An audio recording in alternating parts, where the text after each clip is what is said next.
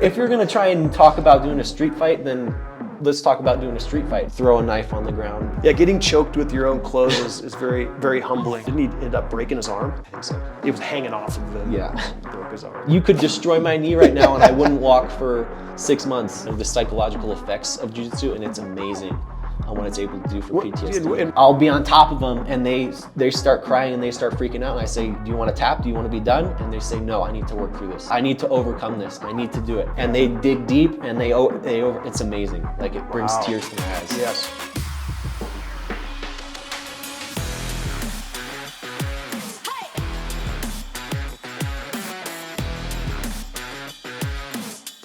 Today I'm sitting down with Aaron Teigs, Brazilian Jiu-Jitsu black belt. He's an instructor at Clark's University here in Bend. He gives me private lessons. I have a lot of respect for him. He's also getting his master's degree in sports psychology, which I have a lot of interest in and a lot of history in with my sports career. And I thought it'd be a really good opportunity to share his knowledge and how he's gonna apply that going forward in the community. Aaron, welcome to the show. Thank you. How's your school going? Pretty good. I have 12 weeks left. Are you actually keeping up? Mm-hmm. Yeah. That would be hard for me to. Yeah. I mean, I was homeschooled all the way through everything, even like high school. And by the time I got to high school, my parents, they've kind of met their limit on certain things like math and stuff. And my dad was deployed a lot of times, so my mom was like the primary teacher. Yeah. And at that point, I was doing a lot of online stuff at COCC and then also a little bit in North Carolina. Okay. Was your dad in Fayetteville? We were in Southern Pines, which Okay. is maybe 45 minutes from Fayetteville. Okay. Yeah. So Right. he was working at Fort Bragg is the name of the... Yeah. That's Fayetteville, Station, right? yeah. That's, Yeah. I used to play baseball in Fayetteville Okay. all the time. Yeah. Cape Fear it was called. Yeah. So, So what was your dad, Army, and what did he do? Yeah, my dad was... he went and did the Rangers. He did a bunch of different stuff. He was airborne and all this stuff. But he eventually got into the Delta Force, which is the United States Oh, wow. Special Forces. It's funny because people talk about the SEALs all the time, but like you have like Delta is from all of the other services. Yeah. So like a lot of SEALs have to they can go be Delta, right? Yeah, I think so. Yeah. But Delta's the quiet professionals. Like, you don't really hear too much about them. And they're still kind of like the shadow organization where people are like, oh, it's Delta Force. Yeah. Chuck Norris back in the day when I was growing up. Yeah, I exactly. didn't even know what it was. Yeah. But yeah, now you're starting to hear people tell their stories a little bit more and stuff like that. So my dad has started to share a few things because he's really recognized, like, he has these experiences that most people don't have, and why is he keeping them to himself? Like, there's so many important things that he can share that nobody else can share. Like, so he's starting to share some of his experiences and some of the life lessons and things that he's learned. Well, I bet there's like unlimited Yeah. life lessons in there. So when you were growing up in military, like, how did that impact you? Like, did you want to be in the military, like when you were growing up, or was it like, tell me how like you branched off, like.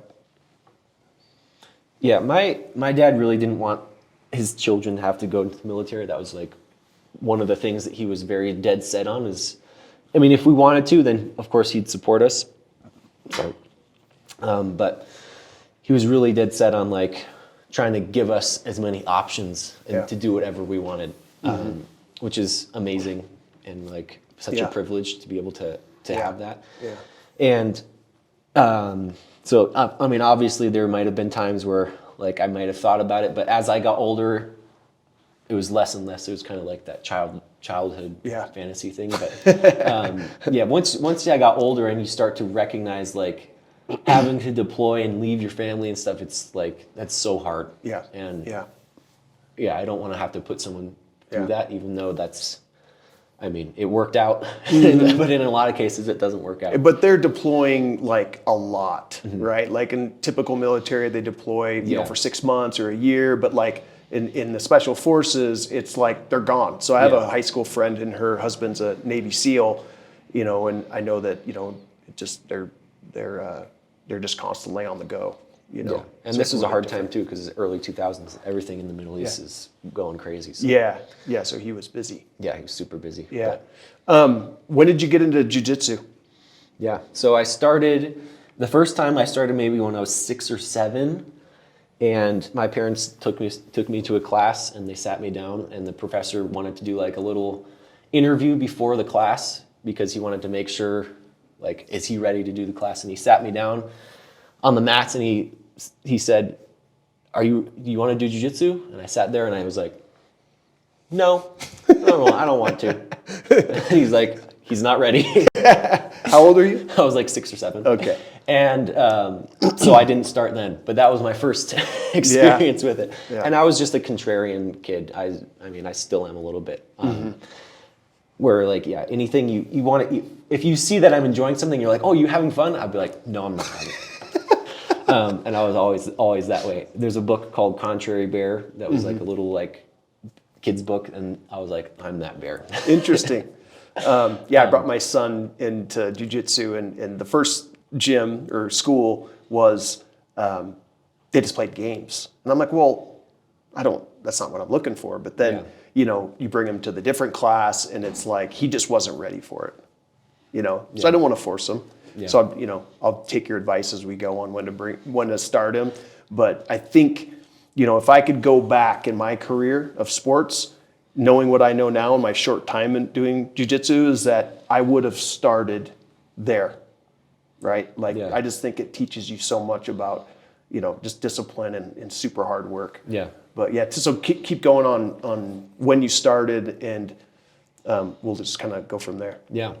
So, by the time I was around 8 years old, which was kind of like 2005-ish time, a movie called Batman Begins came out. And that's where the Batman comes from.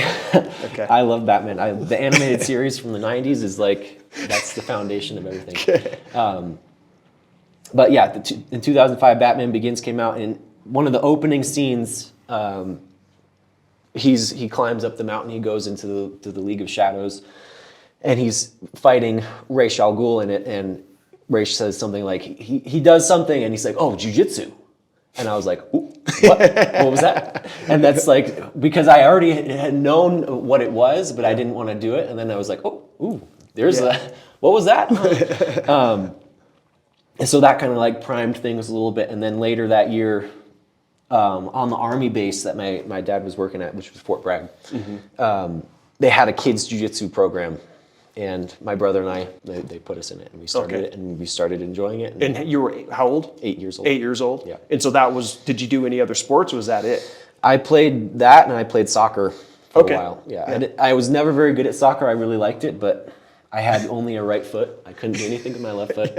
And it just wasn't that good, but I loved it. So I just did recreational soccer a little bit, and then I had a little bit of a short stint on a travel team, where you'd kind of like travel, and it was a lot more competitive. But so just straight jiu-jitsu, did you do wrestling? Okay. I started with wrestling. They didn't have jiu-jitsu when I was growing up, but we did wrestling. And I love jiu-jitsu way more than wrestling, just because, I don't have to cut weight. But just the fact that you can relax, and it's like a chess match in a way. And it took me a long time to not have that wrestling like mentality of going 100%.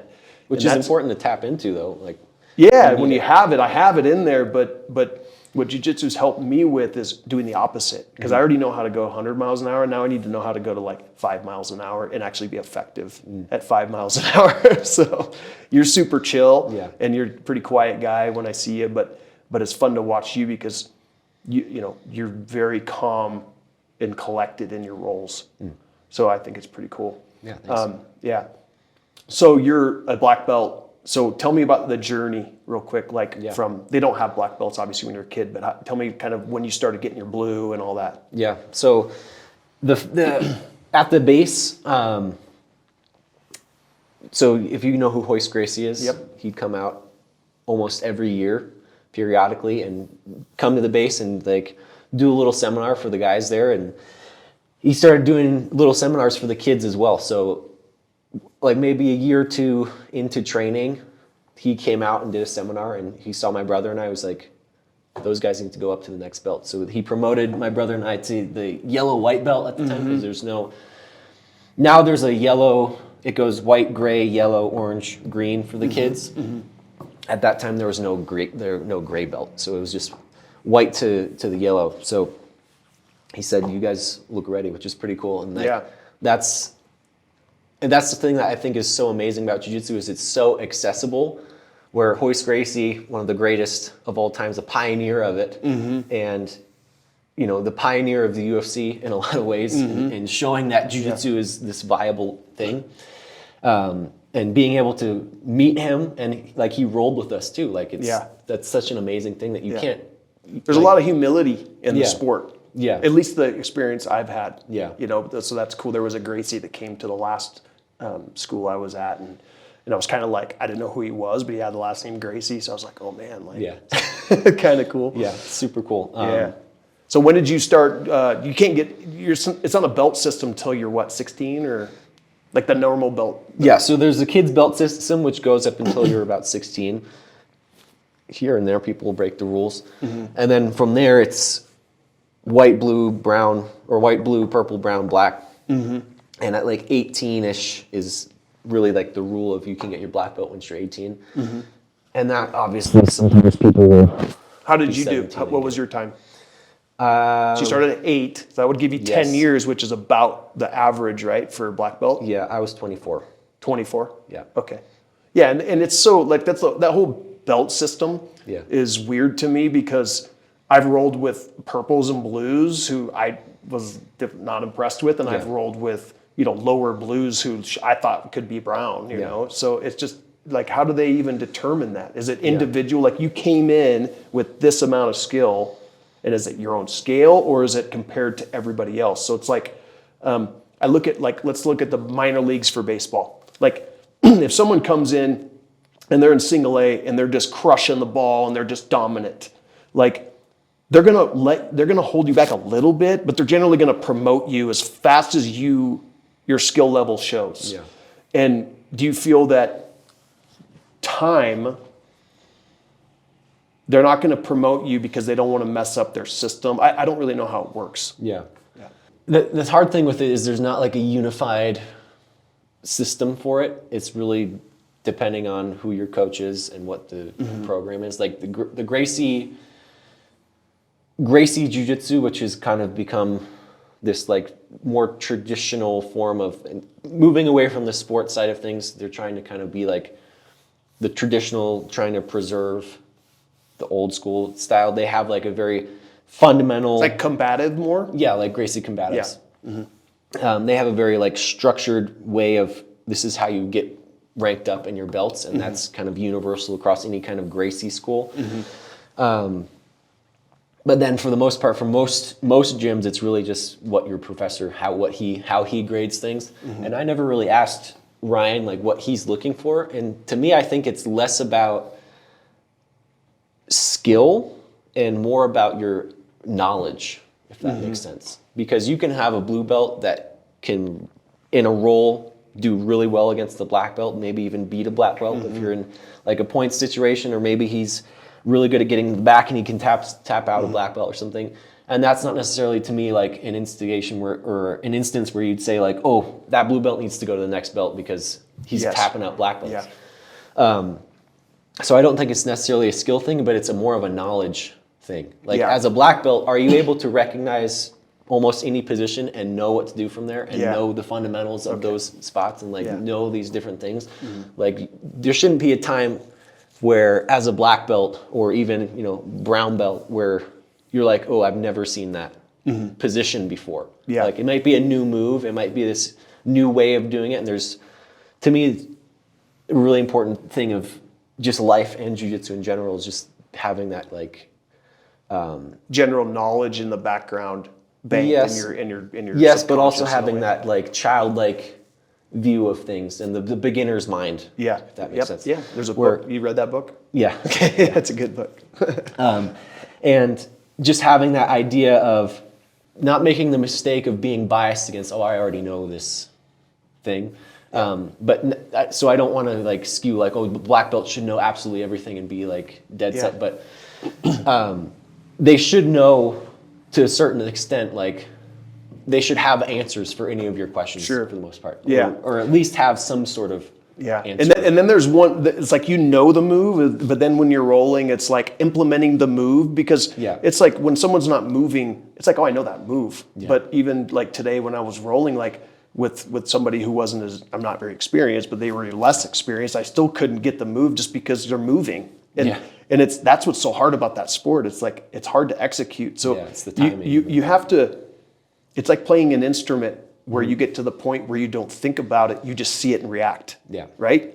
Like subconsciously coming out. And that when you have those moments, very rarely for me, probably see that a lot, but it's really gratifying because you're like, wow, like all that work that you do just came out automatically. It's like playing the guitar and not even knowing what you're doing. Yeah, so it's pretty cool. And building the neural pathways for it and building the timing and just being able to recognize things. Once it starts to click, it gets super fun. And for me, it really started clicking like blue belt and purple belt, or purple belt and brown belt rather, is when I started realizing like, oh, I'm able to do these things. I'm not really thinking about it. It's just kind of reactionary. And I think a lot of that is just your time, the time spent, being in those situations where. I think that's why I always look at like an instrument, because that's exactly what it is. It's like, you're like, one note at a time, and then you can, do half of a scale and screw it up, and then pretty soon you don't think about it. And it's pretty cool. So very rarely I get those chances to feel that, but I can see where you just got to show up. You just got to consistently show up. And then, because otherwise you'll never get there if you're just not putting in that work consistent. It's like anything. But it's the consistency, but it's also the intentionality of the consistency. Coming in, like when we're working on like bottom half guard, and I did it for like 2 months. And now it's like, all of a sudden, but then I forget other stuff that I knew 6 months ago. You're like, wait a second, now I don't know how to get off my back or something, which is worse. Exactly. It's your ability to show up, but also apply yourself. Because I'm not going to name any names, but over the years, there's tons of people that have been training for a really long time, and like you don't see that they're really getting any better, or like they had this area where they were progressing, and then they've kind of just like plateaued for a really long time. And I think a lot of it has to do with they're just showing up and they're just going through the motions, and they're like maybe just exercise, or maybe just don't understand what intention even means. Maybe they need to be coached on that. And that's exactly like, to me, that's one of the biggest things in my study for sports psychology and stuff. That's intention. It's intention. It's so, like there's a clear difference, and I can tell you 2023 for me, like, because it was a transition year for me in my business. It was like, I don't think there was a lot of intention in my business, but there was a lot of intention in other parts of my life. But like now there's a lot of intention. You can just feel the energy like totally different. You want to go to work, you show up to implement a system. And it was the same thing in like baseball. It's like, if you show up, do your visualization, do your drills every single day, and don't just go through the motions. Actually try to like maybe improve a little bit every day, incrementally, right? So cool. All right, so tell me about the sports psychology. Something I'm super interested in. Is like the main reason I wanted you to come on, because I think that's a very underserved, or even people think when I mention sports psychology that if their parents come to me and say, hey, can you teach my kid how to hit, or teach my kid how to catch? And I always ask them, hey, you should get your kid in sports psychology. And then they go like, psychologist, like there's something wrong with their kid. So they don't understand that, that is like the number one thing that I think athletes should focus on. Because if you don't have a vision and don't understand how your brain works, and letting the natural talent and all the drilling that you do come out naturally, like we talked about in the flow of jiu-jitsu, then you can't execute. You'll have a lot of people get anxiety and they get down on themselves. And it's an amazing tool to let your natural talent come out. So tell me your story around that. So when I was in school, I didn't really know what I wanted to do as far as studying and like doing college and stuff. And my dad was able to get like some GI Bills and stuff from his military stuff. So he had this ability to be able to give my brother and I this opportunity to go to college almost for free because of these GI Bills and things. and I didn't want to squander it, obviously. And the thing that really started catching my eye in high school was psychology. And maybe it's just because I'm kind of quiet and introspective myself, but that's really what started drawing my interest. And I was like, if I'm gonna really commit to school, what am I gonna look at? And psychology was the thing. Like, it just was interesting to me because They had it in high school? They didn't have psychology. Well, because I was doing college classes. Oh, gotcha. Yeah, Okay, yeah. cool. Yeah. Yeah, so I was doing stuff at the community college, and they had like psychology 101 and sociology and stuff like that. Yeah. So yeah, not in normal high school. Yeah. But yeah, those things really kind of drew my eye because they seemed just applicable to everything. Like anything that I'm gonna do, there's a mental side of it. You have to be, aware, and you have to have this intentionality behind things. Like, you can do this thing a million different times, but if you aren't focused on it, like how are you gonna improve it? Yeah. So that was really what drew my eye. And then as I was training jiu-jitsu, I just was reaching a level where I felt like, hey, I might be able to take this jiu-jitsu thing pretty far. And it seemed like, I can take this other thing that I like, psychology, and I can kind of merge it with jiu-jitsu if I wanted to. And that is where I started looking into sports psychology and wanted to study that area of things.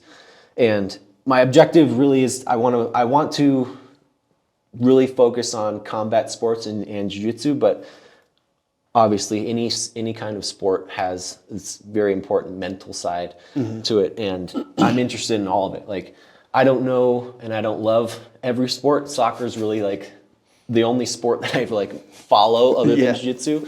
But anytime you start talking about sports, like it's all the same things. Yeah, right? no, it is. It is, and it applies to business. So I have a little bit of a story with the sports psychology that I'll give a brief summary of it. But when I was in college, I goofed off a little bit at practice and stuff. I work hard, but I was also kind of a goofball and stuff. I remember my coach, he was like, hey, you need to do sports psychology. It'd be perfect for you.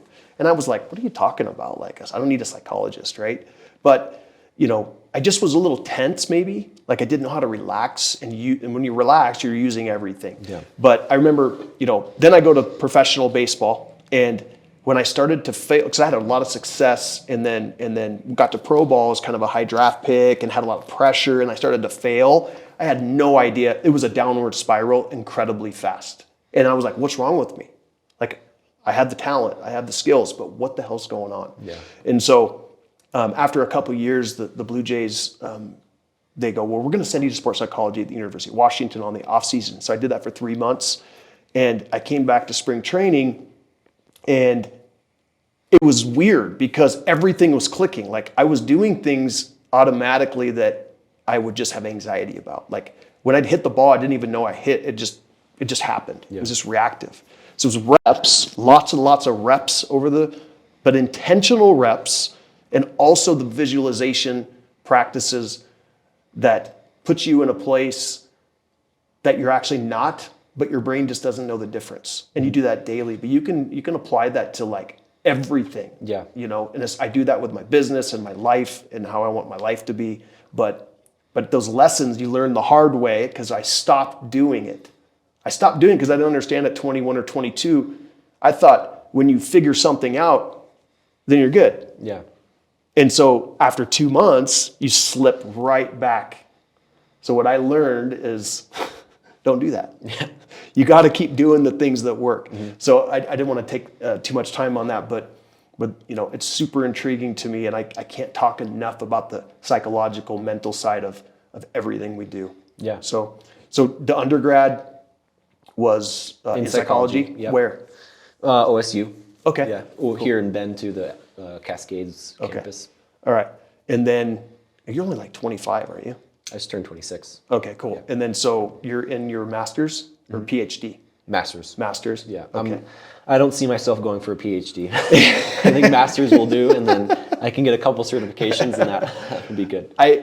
If I like stop doing what I was doing now, and I've thought about this, even actually just going back and getting my sports psychology, just a basic degree, just because I have a lot of interest in it. But But that's why I always ask you those questions when I see you. Yeah. Because I'm like, yeah, I have nightmares about going back to school still, but that is something that I have a passion about. So you never know. Yeah. Yeah. So you have 12 weeks left, and then how do you want to use it? Yeah. So I have these 12 weeks, and for this 12 weeks, I'm doing a field work with a soccer team, which is cool because it's the last field work I did at the gym, and I worked with some of the athletes, there's jiu-jitsu guys and girls, and that's cool. But the team aspect is something I haven't been able to delve into yet. Which jiu-jitsu, there's a team, but just like wrestling, there's a wrestling team, but it's really just a single person sport. Whereas soccer is really a team sport. So this is a really cool opportunity for me to like dive into the team dynamics side of things a little bit, and hopefully have some good breakthroughs with people, and then kind of take those things and see if I can apply them back to jiu-jitsu in some way. Yeah. But after these 12 weeks, one of the things I can do is I can go for my certified mental performance consultant accreditation. So I have to do a certain amount of internship hours, and I'm already kind of chipping into those, and then there's, I think, a test or something like that.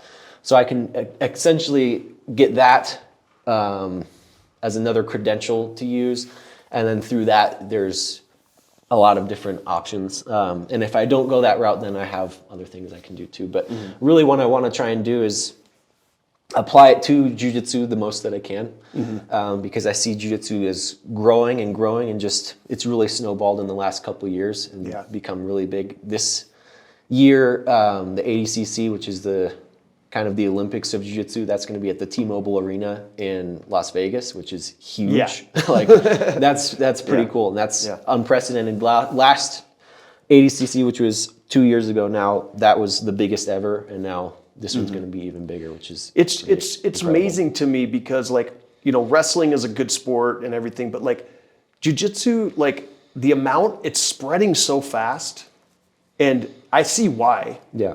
But I don't know. I mean, I think that there's like a total. First of all, like having your profession, I see massive opportunity in everything.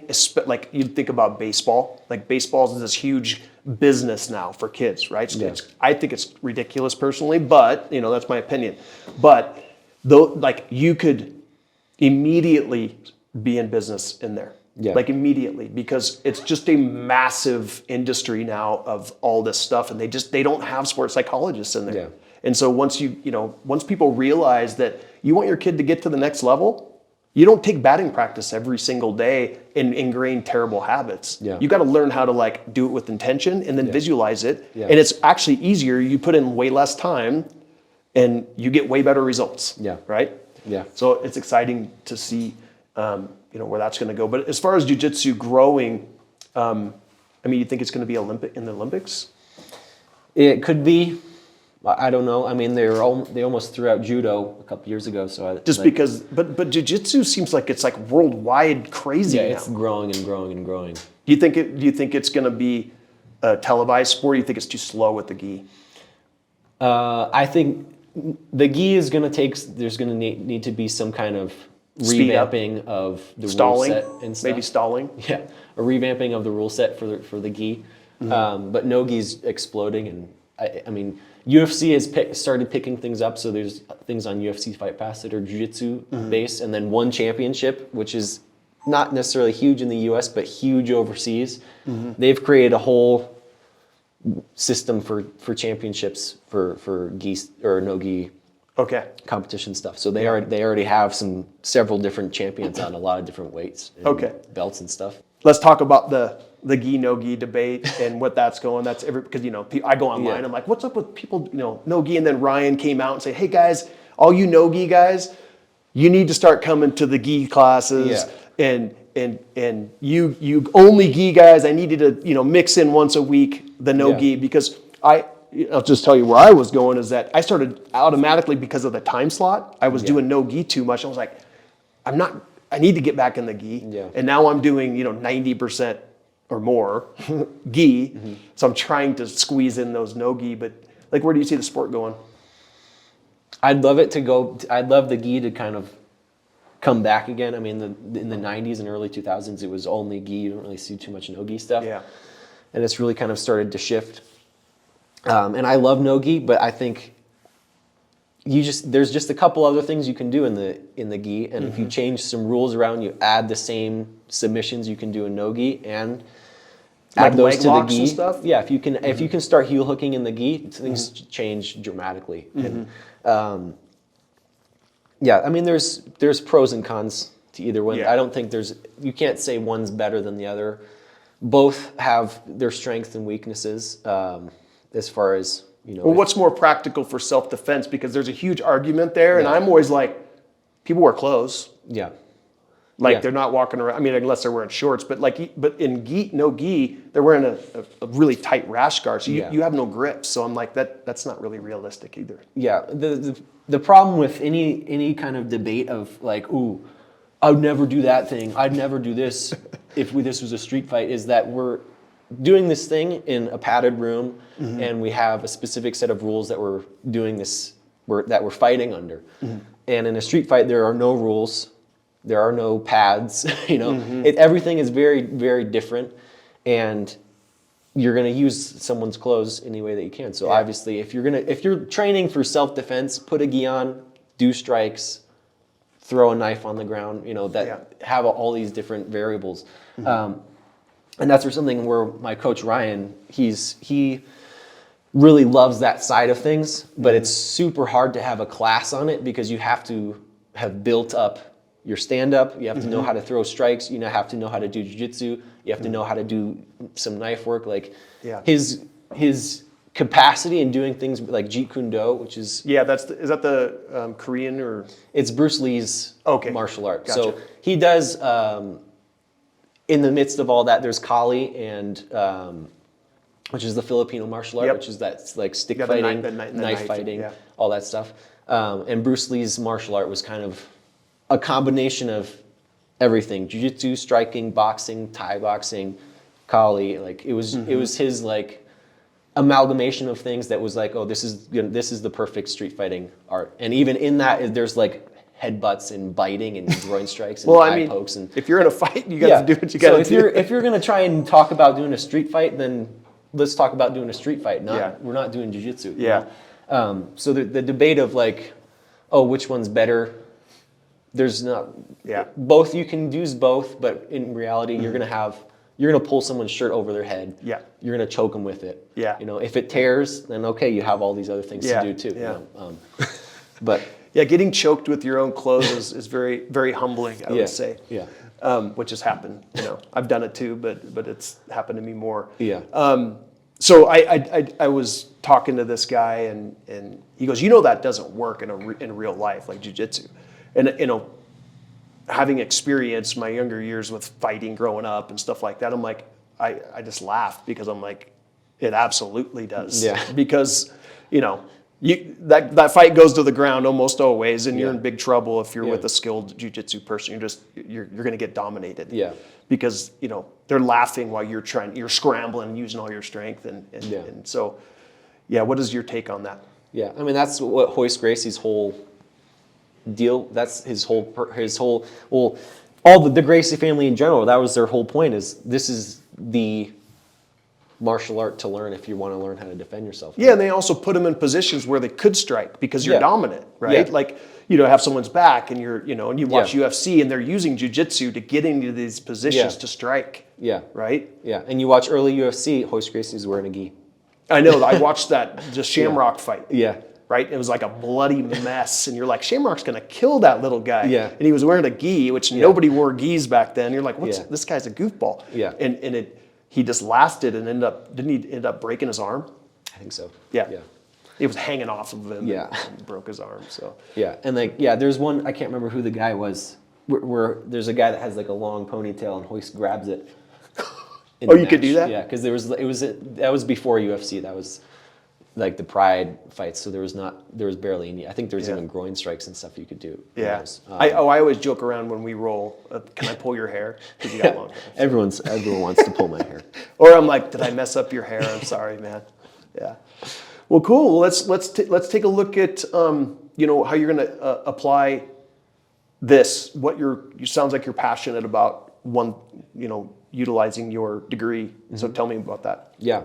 So I want to apply it to jiu-jitsu and just building competitive teams. But, at the end of the day, like, you go and win a world championship, what does that mean? That doesn't mean that much. Is the thing that you're doing bettering your life and bettering things outside of just that thing? Like, to me, jiu-jitsu has the capacity to not only, be a fun thing that you can do, but it also can improve your life in a ton of different ways and teach you so many different life lessons. And understanding that from a psychological perspective, I think, is super beneficial too. And so the last couple years with my dad, so he has an organization called Skull Games, which is a nonprofit that fights human trafficking.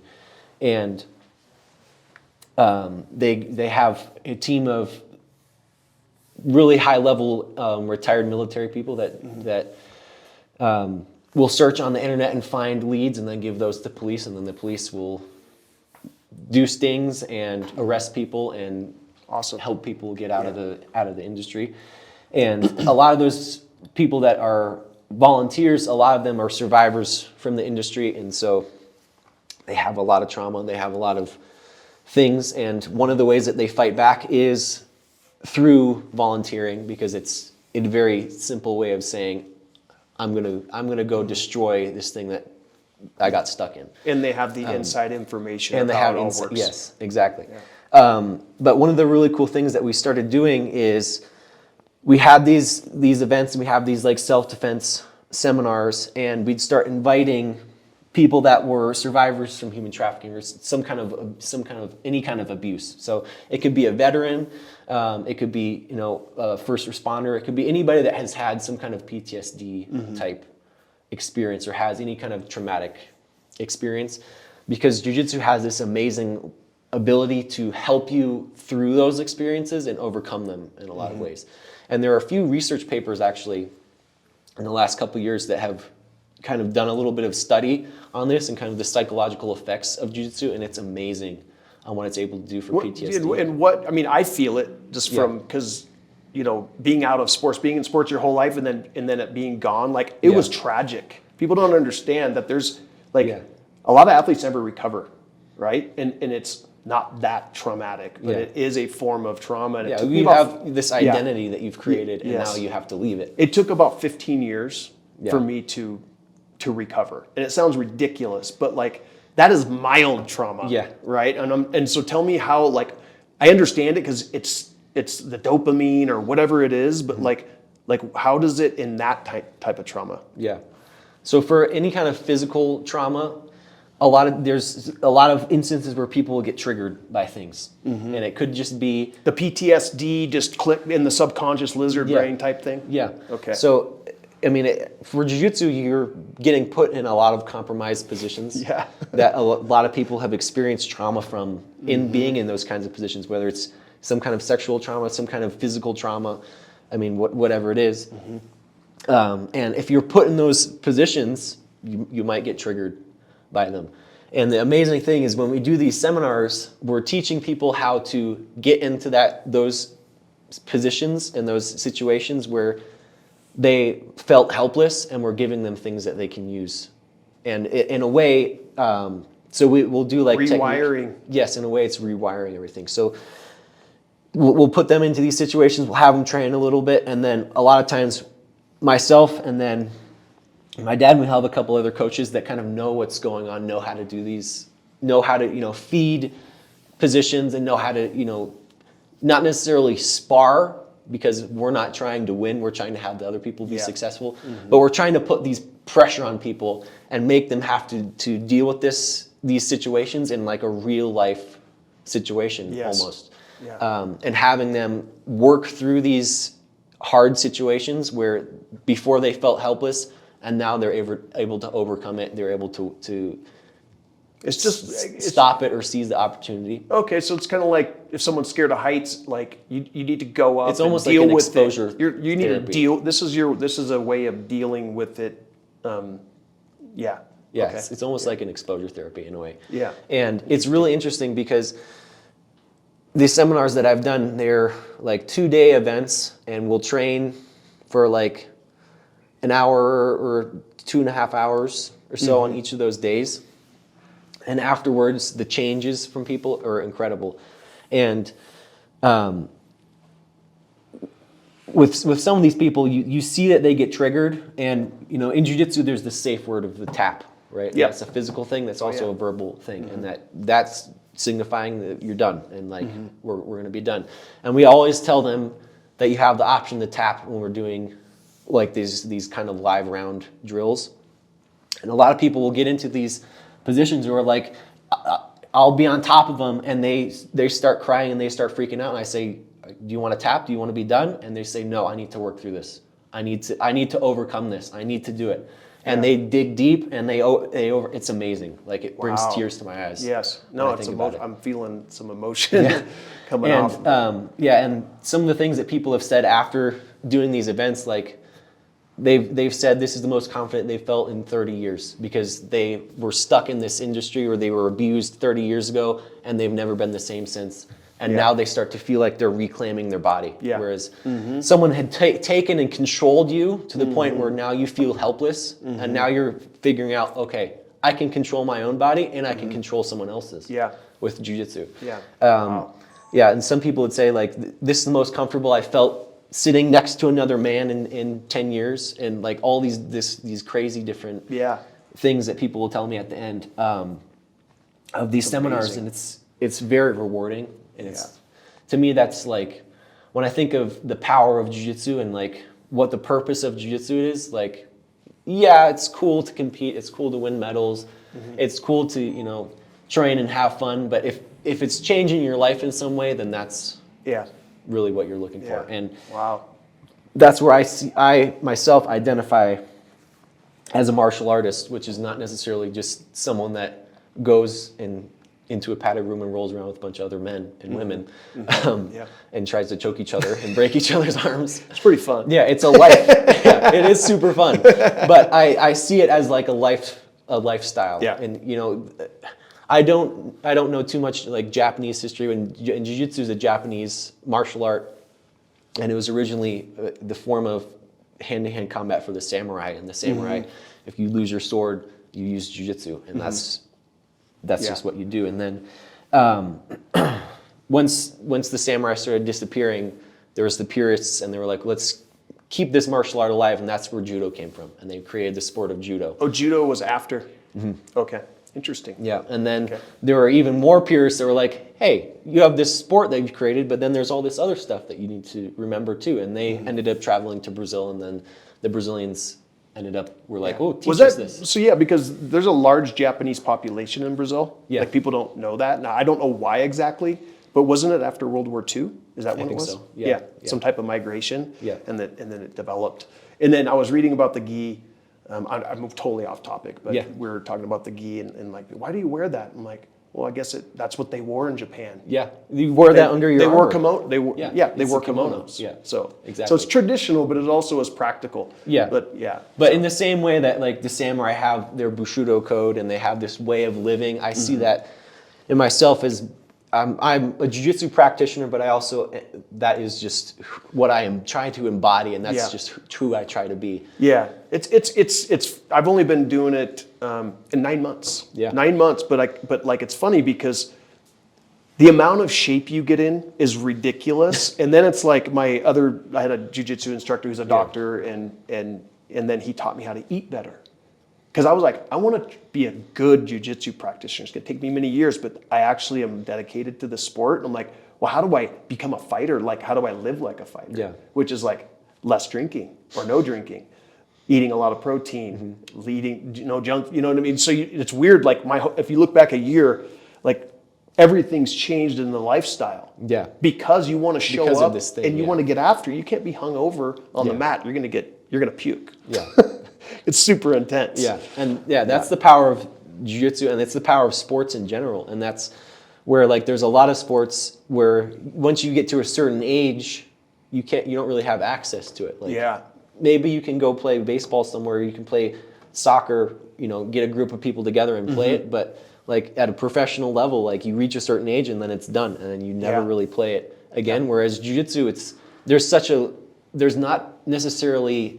a very small percentage of people that do it professionally, and the rest are hobbyists. Yeah. They're just people that enjoy it, and that's what's so cool about it is it's this thing that's accessible to anyone, and it can change your life for the better. Yeah, it absolutely will change your life if you're dedicated to it, and it's pretty easy to get dedicated to it. It's super addictive. It's very addictive. Which I want to touch on, but I also want to touch on what you said is that the cool thing about jiu-jitsu is you just get in your car and go to the gym. Like there's tons of classes, right? Yeah. And it's just like you don't have to gather the people. It's accessible. Yeah, like there's running. Like running is like that. Running, you can just run out of the house, but running's boring. Yeah. So you get the same people like, I like the running high. I'm like, you want the endorphins, go do jiu-jitsu, and you walk out of there like, woo, Yeah. So it's accessible. It's super cheap, $150 a month. I mean, you go as much as you want. You meet, you like a lot of it's just a great group of people. Yeah. Yeah. Yeah, and the thing that's cool too is it's a language in and of itself. Like I can travel. I lived in Israel for little over a year, and I've been, to Italy. I've been to a few different places, and I don't speak the languages, but I speak jiu-jitsu, and I can go to a gym, and now all of a sudden I'm trusting this total stranger with my arm. That I'm trusting they're not going to break it, or I'm trusting that they're not going to put me unconscious. Yeah, and there's something to be said about that, taking care of each other too. Like you get somebody and you're not going to take their head off or their arm off. Yeah, right. But you could. Yeah. So, you could, and that's the cool thing. Like the amount of trust that I have with a total stranger is crazy. Like you get into a jiu-jitsu gym, and there's just an amazing trust. Yeah. Like even a visitor just comes in, you're like, okay, we're gonna drill this thing. You don't know. You could destroy my knee right now, and I wouldn't walk for 6 months. Yeah. But I don't even know your name. I don't even know what you're. It's a trip. You're trusting people. Yeah. What do you think the addiction? There's I always say, oh, it's addicting. People say, oh, I heard it's addicting. I'm like, it is addicting, and it has to do, maybe from your psychology, but like, it's obviously neuroscience or whatever. But what is it? Dopamine, endorphins, like there's a lot of learning process of it, which is like a black hole of just like never ending. A lot of it's primal too. Yeah, just like caveman stuff. Yeah, or even like dogs that will play fight.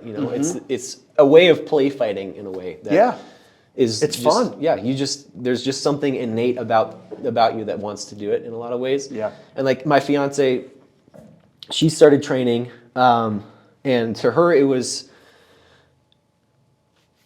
just this thing where she felt like she could like unleash something that she was like holding inside for a long time. Like she felt like she could just unleash herself onto other people, and like get this energy out that she wasn't really able to do in any other sport or any other way. Yeah. You always walk out of there feeling good. Like I'll walk in, it's like you gotta force yourself to go sometimes. I'm like, God, I'm achy, but there's not a time, unless my ego's hurt from getting my butt kicked or something. And but you walk out of there feeling great. Yeah, and that's the thing. Yeah, you'll see guys that they have a knee surgery or something, and they just got their surgery, and they're just crawling back to the mats. They're like, I have to do this. I have to get back to it. Or they even watch. Yeah, they come and watch and hang out. Exactly. And so my first day, someone got me in a guillotine, and he was really strong and almost took my head off. And I was hurt. I mean, it took 3 months of I kept getting hurt and back and forth, but I'd show up to class and not roll, but just go through the motions, right? So that's another thing. If you're not feeling well, you don't have to roll. Yeah. You don't have to get after it, but you can just continue to learn. And just for me, this just in any sport, any business, anything in life is that like I just try to take one thing a day that's new. Mm-hmm.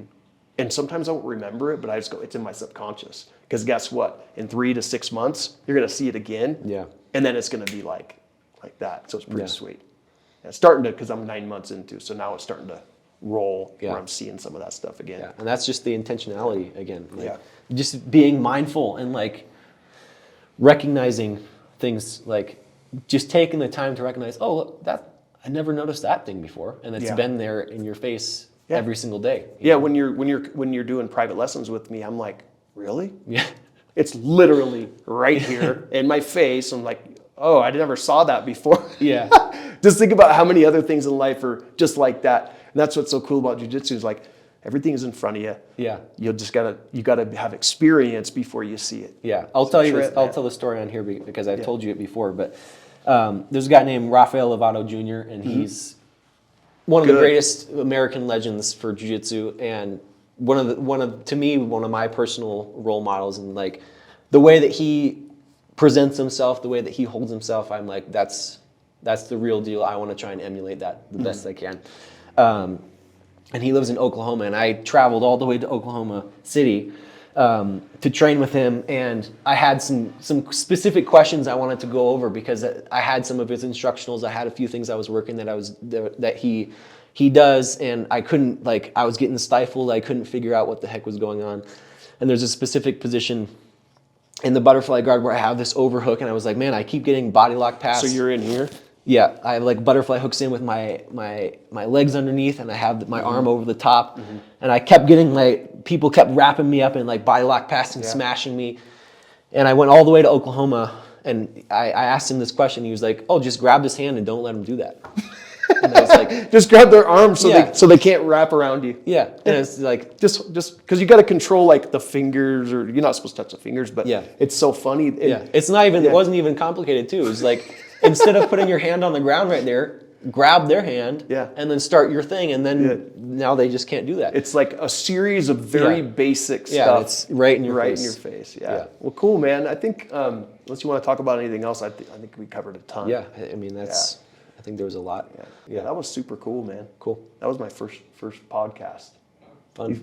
He's like, I didn't listen to anything. I was just checking the batteries. No, it was great. I was engaged. This camera kept shutting off. So I think that like that's the kind of shit people want to hear, dude.